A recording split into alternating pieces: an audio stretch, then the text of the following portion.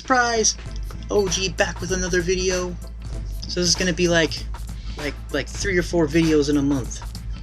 I'd say that's progress, right? You guys were asking for more videos. You guys were asking for more consistency. So here's some more consistency. And it's not even me. I'm telling you, it's the interwebs. They're alive. They're abuzz with interesting things to see and things that make me want to rant into a camera at you about. So this first clip is going to be a clip about a man who survived cancer. It's going to be a Fox News clip, and I just want to preface this whole thing by letting you guys know that I am very happy this man survived his cancer. I wish nothing but the best for this guy. I hope he never gets any other form of cancer, and I hope he lives a very long and healthy life. A very long and happy, healthy life. A very long and happy, healthy Christian life, being a Christian and doing Christian things that he likes to do with Christ, and happy Christmas. Let's just roll a clip. So, Fox News, take it away. Jacob Boger is cancer-free. He says it is all because of a heavenly voice that told him to quit his cancer treatment. What kind of cancer was it? Nasopharyngeal, and it was in its 4th stage. So that's the throat going into the skull? Well, it was primarily in the skull, from my understanding. And they said you have a 10% chance of living, making it 5 years at least. Wow. Yeah. Wow. Yeah, it's your story, dude. What did you do? I mean, you know, you're sitting there going, I have a terminal disease. I didn't really focus on what they were telling me because I knew I had to fight the fight of faith. You know, I'd gotten in a church 2 years prior and was growing in the things of God. Now, you did start doing chemo. Yes, ma'am. How long did you go with that? It was about 3 months. I made it about halfway through the treatments. Halfway through the treatments? Yes, ma'am. And what was it that made you stop? Well, the whole time I was fully confident that I was going to be healed. Why were you so confident? Because God's a good God. He's still a healer. He's still moving in people's lives that'll let him and that want him to. And I wanted him to. Okay, I'm this close to calling a cancer survivor an asshole. Like, I'm not gonna do that, okay? Right, but at the same time, I kind of want to be like, dude, asshole.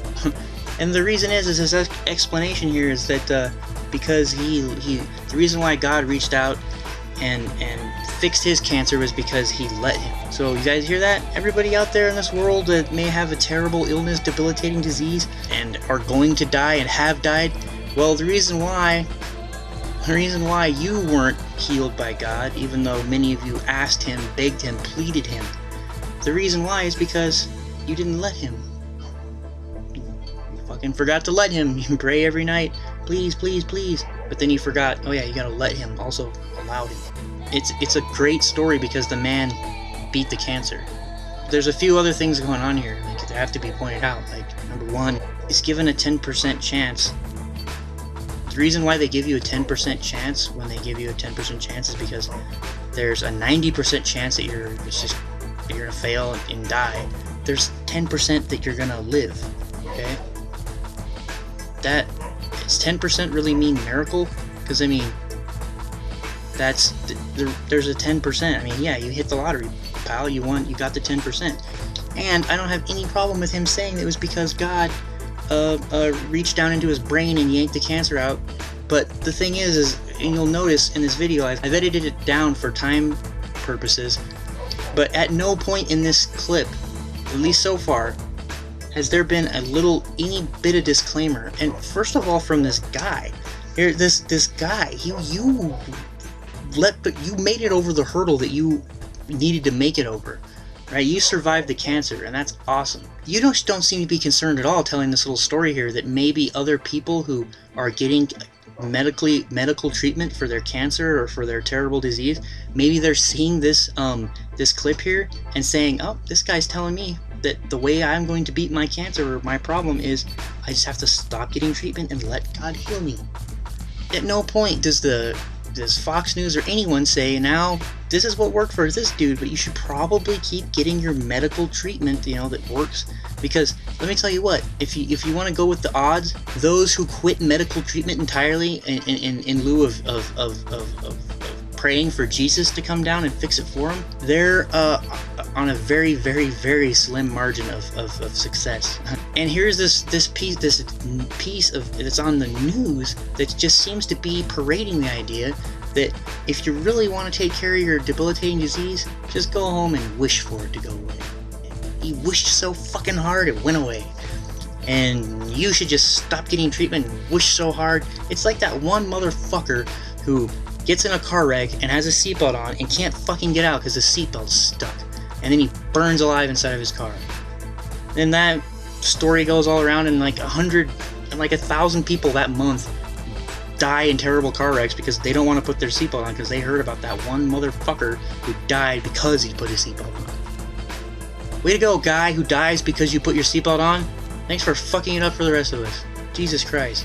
Anyway, continue. So I want to take a look. We have the brain scans. Yeah. And can you describe these brain scans Sure. for us?